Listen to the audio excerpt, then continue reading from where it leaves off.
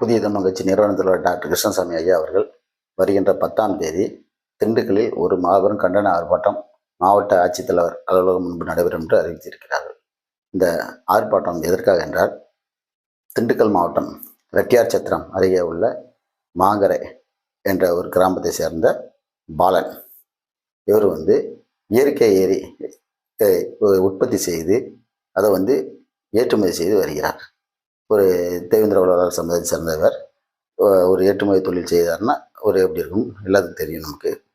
இந்த பாலன் அவர் என்ன பண்ணுறாருன்னா, புதுசாக ஒரு 5 சென்ட் இடத்த வாங்கி அதில் ஒரு வீடை கட்டுறாரு. இந்த வீடு பக்கம் அனைத்து சமுதாய மக்களும் வாழக்கூடிய ஒரு பகுதி. அங்கே பாலன் ஒரு வீட்டு பக்கத்தில் சுசிலான்னு ஒரு முன்னாள் சத்திரம் ஊழியராக இருந்தவங்க அவங்க வீட்டு பக்கத்தில் இருக்காங்க. நம்ம பாலன் அவர் என்னைக்கு அந்த வீடை கட்ட ஆரம்பித்தாரோ, கட்டி அங்கே குடி போக ஆரம்பித்தாரோ, அன்னையிலேருந்து அந்த சுசிலா அவங்க ஒரு மாற்று சமுதாயத்தை சேர்ந்தவங்க. அதாவது பெரியசாமி, அமைச்சர் பெரியசாமி இருக்கார்ல, திண்டுக்கல் மாவட்ட அமைச்சர் பெரியசாமி, அவருடைய உறவினர் இந்த சுசிலா. பாலன் என்னைக்கு அந்த வீட்டுக்கு போனதுலேருந்து, குடியேறி போனதுலேருந்து பாலன்கிட்ட இந்த சுசிலா அவங்க சேர்ந்த குடும்பத்துக்காரங்களும் இவங்ககிட்ட ஒரே பிரச்சனை. அது போக இவங்க தெருவில் நடக்கும்போது நம்ம பாலன் அவங்க குடும்பத்தை ஜாதி சொல்லி பேசுறது.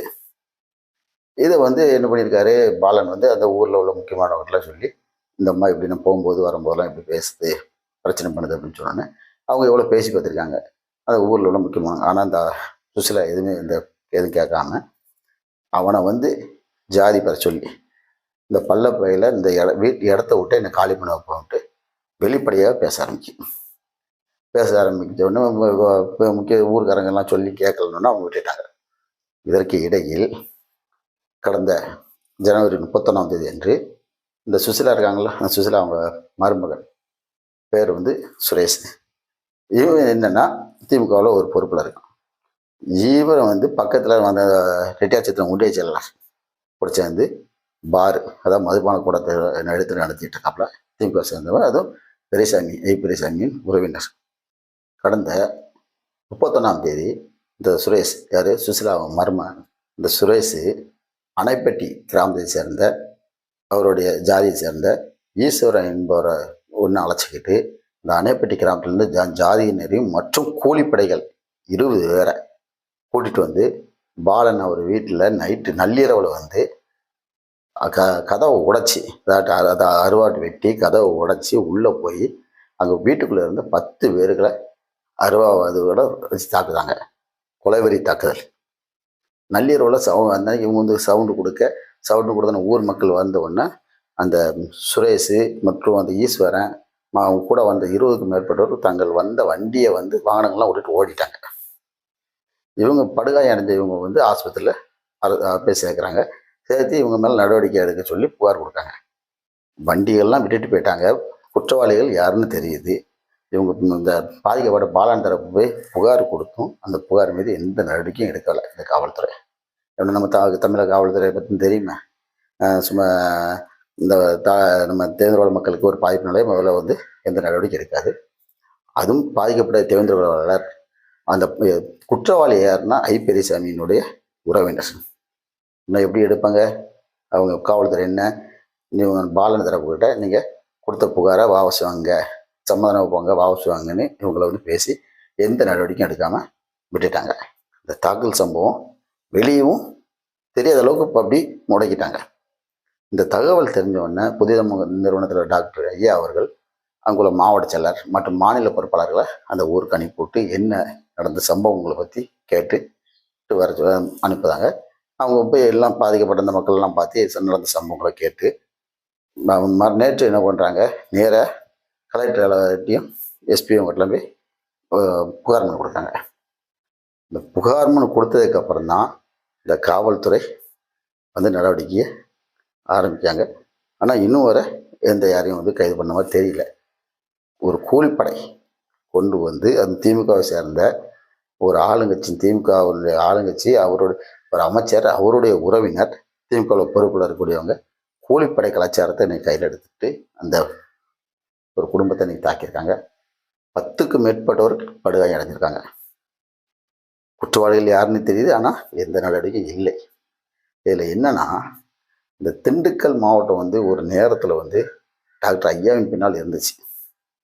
தென் மாவட்டங்கள்லாம் இங்கே வந்து நம்ம தூத்துக்குடி, திருநெல்வேலி, தென்காசி இந்த விருதுநகர் மாவட்டத்தில் எப்படி புதிய தமிழகம் வந்து எப்படி ஒரு கட்டமைப்பாக இருந்துச்சோ அதே மாதிரி திண்டுக்கல் மாவட்டத்தில் ஜாகிர் ஹுசேன் என்ற ஒரு இஸ்லாமியர் ஒருவர் மாவட்ட செயலாளர் இருந்து அந்த திண்டுக்கல் மாவட்டத்தை வழிநடத்தினார். அன்று அந்த வந்து எந்த பிரச்சனையும் வரல.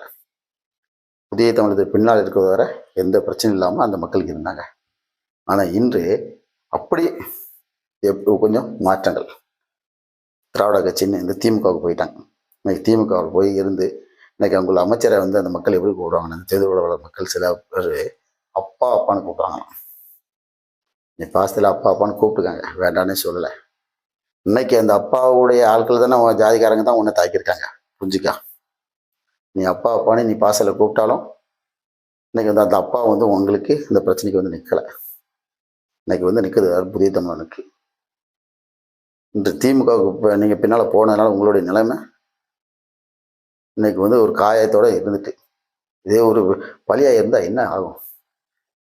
திண்டுக்கல் மாவட்டத்தில் இன்னும் அதிகமான இடங்களில் இந்த இதுதான் இருக்கு. அடிமை, திமுகவின் அடிமையாக இருக்காங்க. இன்னைக்கு ஜாதிக்கு அடிமைன்னு சொல்ல மாட்டேன், திமுக அடிமையாக இருக்காங்க. இன்னைக்கு இந்த உனக்கு பாதிக்கப்பட்டவன திமுக வந்து ஒரு நிற்கலை. இன்னைக்கு புதிய தமிழகம் தான் வந்து நிற்கு. இன்னைக்கு புதிய தமிழகம் உள்ள இறங்கினதுக்கு அப்புறம் தான் நடவடிக்கை எடுக்க ஆரம்பிக்காங்க. ஏன் நீ அப்பா அப்பான்னு சொல்ற ஐ பெரியசாமி வந்து உனக்கு ஏதாட்டும் ஆறுதல் சொன்னாரா, இல்லாட்டா அவர் வந்து நடவடிக்கை எடுக்க சொன்னாரா? நீ வந்து நீ பாதிக்கப்பட்டோன்னு அந்த பெரியசாமி வந்து உடனே அவங்க மேலே நடவடிக்கை எடுக்கணும்னு சொல்லியிருக்கணும்ல, சொல்ல மாட்டார்ல. ஏன்னா பண்ணது வந்து குற்றவாளிகள் வந்து அவர் சார்ந்த சாதியை சார்ந்தவங்க உறவினர், எப்படி எடுப்பாங்க? தயவு செய்து இனிமேல் நீ திமுகவில் அடிமையாக இருக்காத. இன்னைக்கு வந்து மாங்கரையில் நடந்திருக்கு, நாளைக்கு மற்றொரு கிராமத்தில் எது நடந்தால் இதே தான் இருக்கும். உனக்கு எந்த இதுவும் வரமாட்டாங்க. ஆளுங்கட்சியில் இருந்த ஐ பெரியசாமி எல்லாம் ஒரு மாவான இருந்து யாருமே வரமாட்டாங்க. புதிய தமிழகம் தான் ஒரு பாதுகாப்பான, உனக்கு இந்த சமுதாயத்துக்கும் இந்த மக்களுக்கான பாதுகாப்பான இது கட்சி. அதை முதல்ல புரிஞ்சுட்டு இன்னும் இந்த திமுக அடிமையாக இருக்காத. அந்த இதிலிருந்து வெளியே வந்து புதிய தமிழகத்தில் இணைங்க. வருகின்ற 10ஆம் தேதி டாக்டர் ஐயா அவர்கள் வந்து ஒரு ஆர்ப்பாட்டத்துக்கு அறிவிச்சிருக்கிறாங்க. அந்த ஆர்ப்பாட்டத்துக்கு திண்டுக்கல் மாவட்டத்தில் இருக்க அனைத்து தேர்தல்கள் வேளாளர்களும் கலந்து கொள்ளுங்க. இன்னைக்கு மாங்கரையில் நடக்காது, உங்கள் ஊருக்கு நாளைக்கு நடக்காதுன்னு என்ன உத்தரவாதம் இருக்கு? இதெல்லாம் தடுக்க வேணும்னா வருகின்ற 10ஆம் தேதி திண்டுக்கல் மாவட்ட ஆட்சித்தலைவர் அலுவலகம் நடைபெறும் அந்த ஆர்ப்பாட்டத்தில் கலந்துக்காங்க. திமுகங்கிற ஒரு அடிமை இதிலிருந்து நீங்கள் முதல்ல வெளியே வாங்க. அப்படின்னா தான் உங்களை நீங்கள் காப்பாற்றிக்கொள்ள முடியும். புரிஞ்சுக்கங்க, திமுக உங்களை காப்பாற்றாது. தயவுசெய்து திமுகவிலிருந்து அந்த அடிமையிலிருந்து வெளியே வரும். அப்படின்னா தான் நல்லது. ஒரு சுயமாக யாருக்கும் அடிமை இல்லாமல் இருங்க. நன்றி.